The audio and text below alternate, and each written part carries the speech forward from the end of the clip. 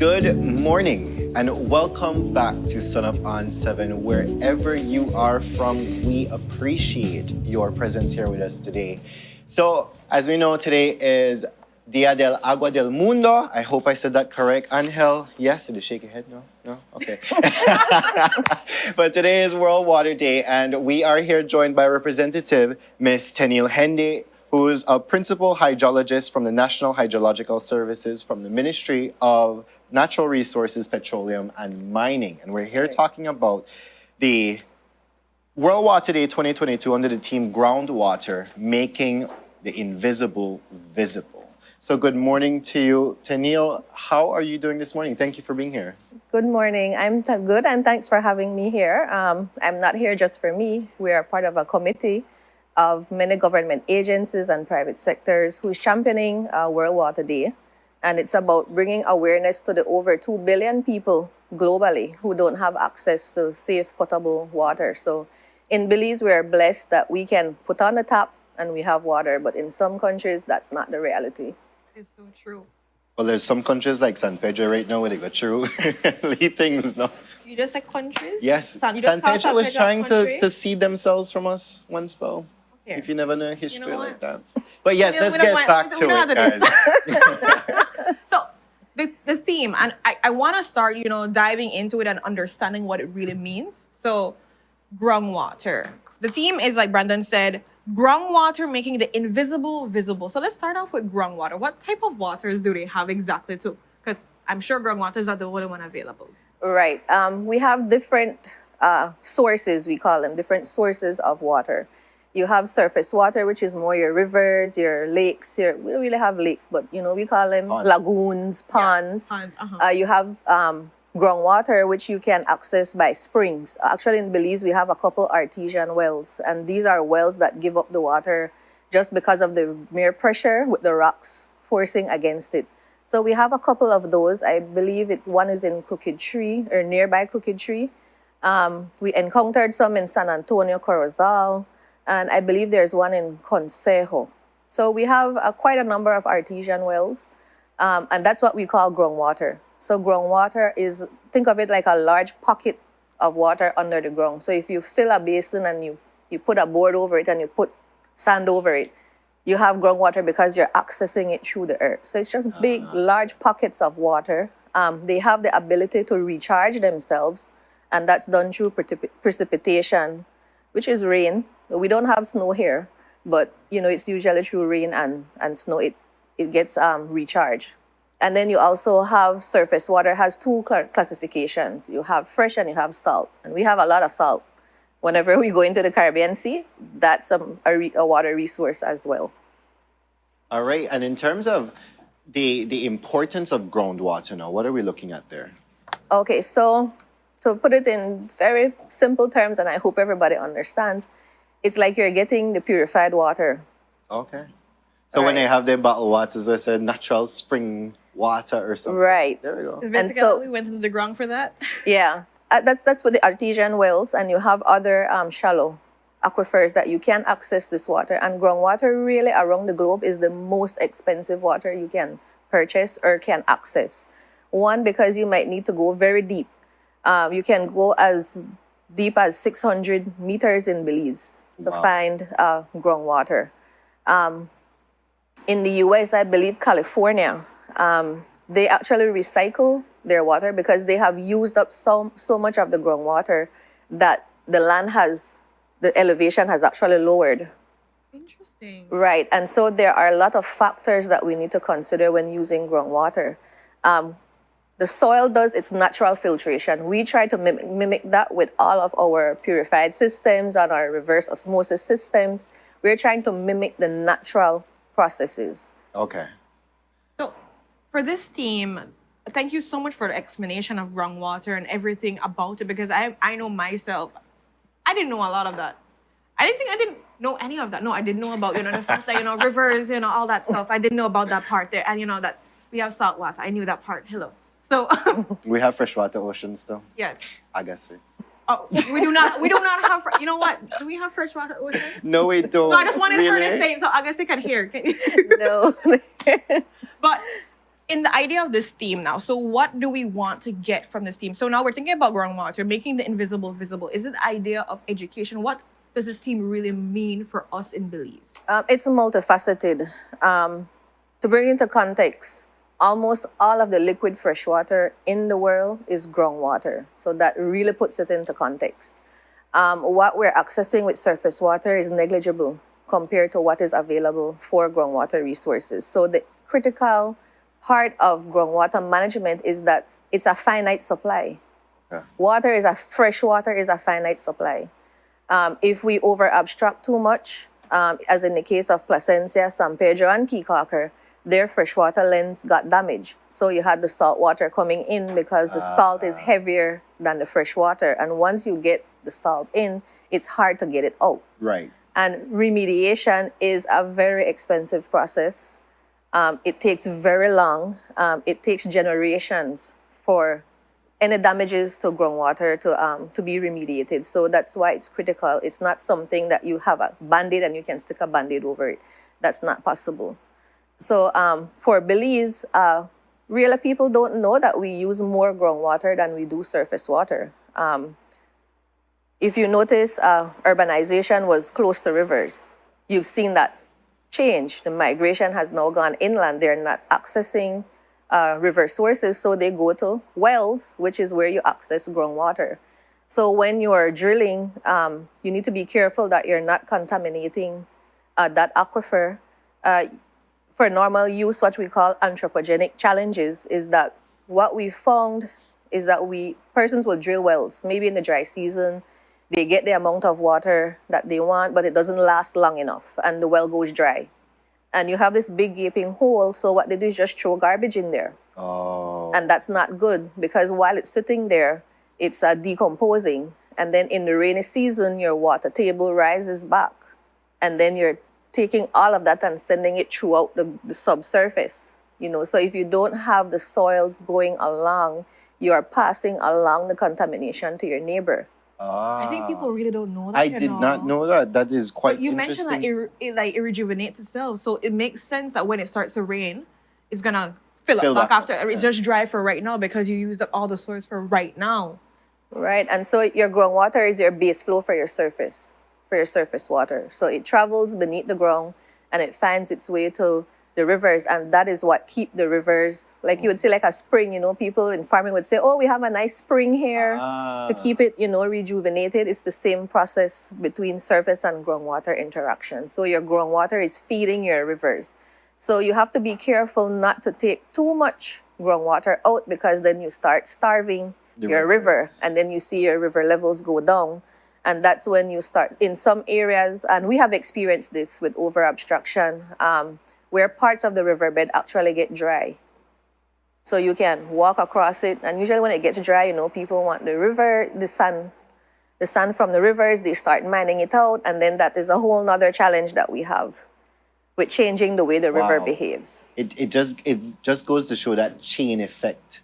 Somebody could completely damage the entire ecosystem in Right. that regard just by filling up their groundwater, the well itself, with garbage, clogging up something, eventually just trickling into the rivers, it drying up, people going mining, and then that causes, like you said, Tennille, another heap of problems to come. But the That problem is people crazy. don't know these things. I think on a general basis, the common knowledge is, oh, it dropped, make a walk past, or oh, I need this for mine or whatever it is. So I'm gonna take it. So a lot of people don't have the awareness of what they're actually doing to the ecosystem. Right, and that's why we use World Water Day as one of our flagship annual events. In Belize, we've been celebrating World Water Day since 1995. Okay. The only 2 years we didn't do was because of COVID, which was 2020 and 2021. You understand? The water had to take a break. We had to, stave off of the appearances and the public education, the grandstanding kind of, with, being fully public. But we still use our Facebook page or ministry's page whenever we can to, post little things about water every day. It's not every day we are able to do it, but we try. And so this is why we're here this morning, trying to raise awareness about water and water education and water culture, and that everybody basically is a stakeholder, is a manager in Belize of the water resource, because what we do affect each other. Definitely. Right. You know, you mentioned something very important, and I want to just go back on that, especially on the likes of education. You said that sometimes we use up the water source and we're not really realizing we're using up the water source, and then it comes, I dry up at that moment, then it comes and it refills back. How do people know when they're using up? Is there a way that they can be able to monitor how much they're using, or I'm reaching that point that I need to stop now because I'm gonna dry up the well or wherever I'm getting water from? Yeah. In terms of groundwater, there's a mechanism called pump testing. So your pump testing basically measures the yield of your well, how much water you're going to get out, and the variability of that. Because sometimes we can find a lot of water, but it's not consistent over a long period of time. It's for a very short period of time. Because remember, the water needs to infiltrate into the ground, it needs to travel along. And sometimes because of the soil type, it will shorten or lengthen the period of time it takes to move from one location to the other. Sometimes it can take up to 100 years for water to move from one location to the other. So that's just to put it in context. And when we don't do the pump testing is when we start to incur challenges. We start to experience challenges. Maybe our pumps break because it starts taking up Mud. the soil. Okay. Mud, gravel, whatever it might be. We lose an investment because water underpins all our activities. No matter which way we try to slice it, if we don't have water, we're not going to exist. And that's coming down to the very existence of us as human beings. So domestic supply supersedes all other needs. So we have to look at through that lens, that we have to make sure that we're making choices that will be beneficial to us as humans and not only for commercial or profitable purposes. Most definitely. I know sometimes people might not know what to do in a situation if they uncover a well or so forth. Is it okay, or is it something that you guys do when they can contact you and have you come do the pump system and do the testing? So what can be that process if somebody does uncover a well or a spring of water and doesn't know what to do with it or wants to use it? Well, to be honest, people have been digging wells. The minimum statistics we have, because surface water is 30 years old, we say groundwater is just a baby. In about 5 to 7 years, we're starting really focusing on groundwater. But in the country, in my literature review, we have over 10,000 undocumented wells. Wow. And documented wells, I managed to do a survey uncovering 200 between the Orange Walk, Corozal, and partial of the Belize district. And that's not even like a thorough house to house. It was just a rapid assessment. In terms of rural water systems, we have over 120 rural water systems that are serving rural communities. So we do use a lot of groundwater in the country, but just because it's not been the focus, it's not out there as much as we can with surface water. So this year we were really excited that, groundwater was the theme, because it's an area that we realized as a country, as a ministry, that, or collectively as the World Water Day committed, that we're not giving much attention to, and we need to. Within the World Water Development Report, which comes out annually from UN Water, which is the United Nations organization tasked with tackling water crises globally, they have put out that groundwater is the key to adapting to climate change. Interesting. And so last year, I believe the theme was water can help fight climate change. So it's following along the scientific lines of where we should be focusing our efforts. Nice. So it's exciting already to be being schooled, because people were being schooled here. I know. I'm pretty sure I'm you are loving too. You this never know education a right lot now. of this. But a part of the excitement, we understand, is a video challenge. Yes. Could you tell us about that? The video challenge originated from UN Water. It's a 1-minute video challenge. You can go anywhere in the country and do a 1-minute video about groundwater. It's basically your groundwater story. If you use groundwater, tell us how you use it. How do you conserve it? What do you want us to address? So it's basically bringing groundwater to the forefront. And actually, you're talking about schooling. Sometimes we get schooled because we don't think about how persons are using groundwater. Okay. And maybe they have some resilient mechanisms that they're using. We one of our World Water Day committee members, which is Crystal, they actually have a replenishment program that we're learning about. So, sometimes we get schooled as well, but it's good to have that interaction because it's not all theoretical. We need to merge the theoretical and the practical side of things. So we have some very attractive prizes for that. Oh, tell us about the prizes. Proficiency is gone up, I'm fighting for my people, okay? I'm fighting for my supposed to be people. I would nice like to them Renata to win today. something, guys. I want you to stay hydrated, and I want you to have prizes. I fight for you. All right, continue. Right. So the deadline is April 29th. Okay. It's available, the information is available on the Department of the Environment's Facebook page. But basically, first prize is a Chromebook 4 plus $600. Second prize is a Samsung Tab A7 Lite plus $450.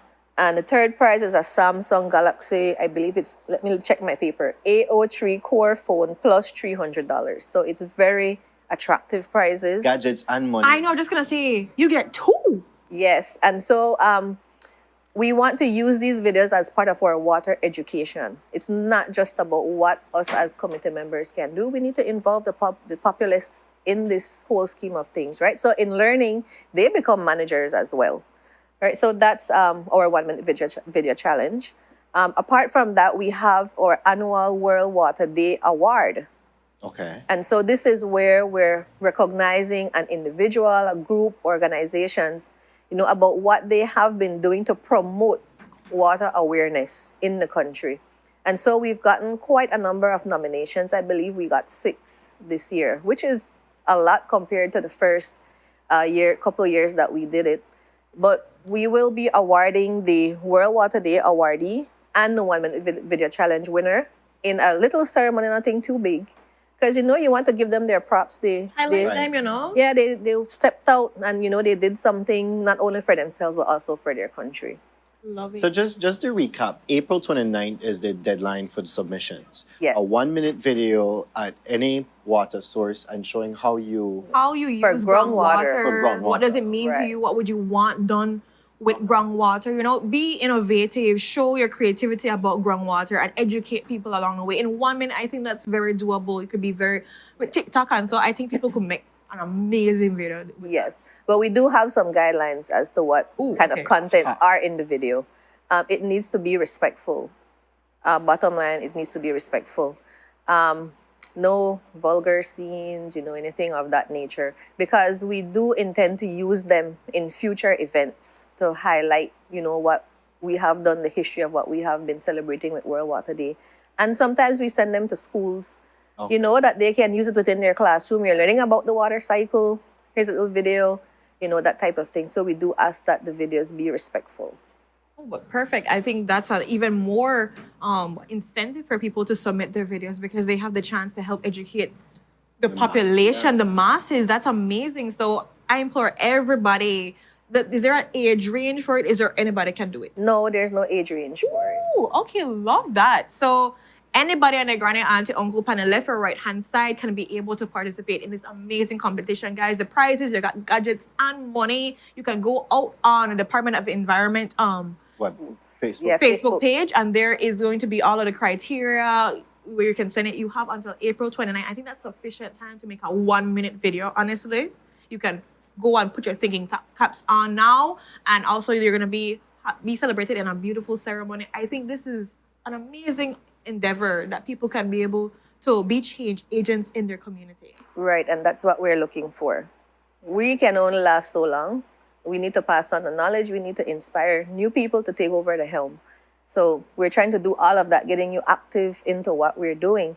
But the video challenge and the World Water Day Award is just 2 of the things that we're having. Actually, later today, we have our mini booth display at the Battlefield Park in Belize City between 9 a.m. and 1 p.m.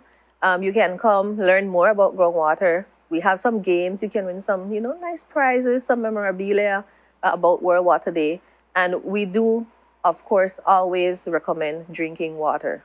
We always say drink your water and mind your own business. So I feel like we on the same page here. Yes, I got your back. We got your back here at Sun Up on 7. But as we're wrapping up this segment, is there any final words you want to give to the population? I know right now is kind of awareness thing where they're understanding more about the different types of water, groundwater, the use and the importance that we have for Belize specifically. Is there anything, any knowledge or any advice you want to give to people out there when it comes to groundwater? Continue schooling, because our comments are lighting up with you being so educational, because it is really an educational topic here that we're dealing with. So you blew People my just say you mind. open my eyes and it's so educational. They're telling you awesome job at everything too as well. Thank you. Yeah, so before I get to that, I have to thank the World Water Day committee members and our sponsors. Otherwise, they would eat my head off. Girl, go ahead. Okay, our committee members, as I said before, was a combination of not only government agencies, but also private sector agencies. So we have the National Hydrological Service, we have the National Climate Change Office, and let me read off my list. The Department of Rural Transformation, the Public Utilities Commission, Belize Water Services Limited, we have BCOL, Ministry of Health and Wellness, Crystal Water, the Department of the Environment, University of Belize, and RW Water Solutions. So you see, we have a very wide cross-section. We have academia, Right. we have government, and we have private sector, not only private sector, but those who are involved with either water management or water use. Right. Our sponsors, we definitely need to thank Crystal Water, RW Water Solutions, BCOL, Belize Water Services, and PUC. All right. Right. So my parting Comments, your Comments. nuggets of information that people are asking for. groundwater is invisible, as the team says, but its impact is visible everywhere. In Belize, we need to be thankful that we're not in positions like Africa, where women need to not go to work, not go to school because they have to walk miles to get one bucket of water. Wow. And that bucket of water has to last for days. So we're in a very privileged position. We need to absolutely ensure that we are thankful for that position and that we hold the persons who are, water managers accountable somehow. It's give your input. We're always open to input. We're always open to visiting, giving more in-depth, not seminars, but talks to schools. We engage them about water education. It doesn't have to only be about groundwater. It can be about water management in general. In Belize, we need to be better stewards of our water. In 2.5 months, I saw multiple wells in the northern part of our country filled with garbage. And Wow. it was so disheartening because I know the impacts of it. Belize has transboundary surface water and groundwater resources. So we're already competing with other countries for access to this resource. And then we go ahead and further, decrease our access or availability by polluting. So I would definitely I would discourage persons from throwing any type of garbage in their well, because you could be inadvertently affecting yourself down the road. And, sometimes you want to kick yourself when you do something and realize, I shouldn't have done that. We don't want to get to that situation. We're actually doing a lot from the ministry's perspective in terms of addressing groundwater management, because that was a real criticism for us, that you're not paying much attention to groundwater. And so we've done quite a bit. We're now going to establish a groundwater monitoring network in the north. We're investigating our transboundary aquifer, which we share with Mexico and Guatemala. So we're doing quite a lot in terms of groundwater You're management. starting the conversations even more so people can understand and be aware. On a stop dash on a garbage in the wells.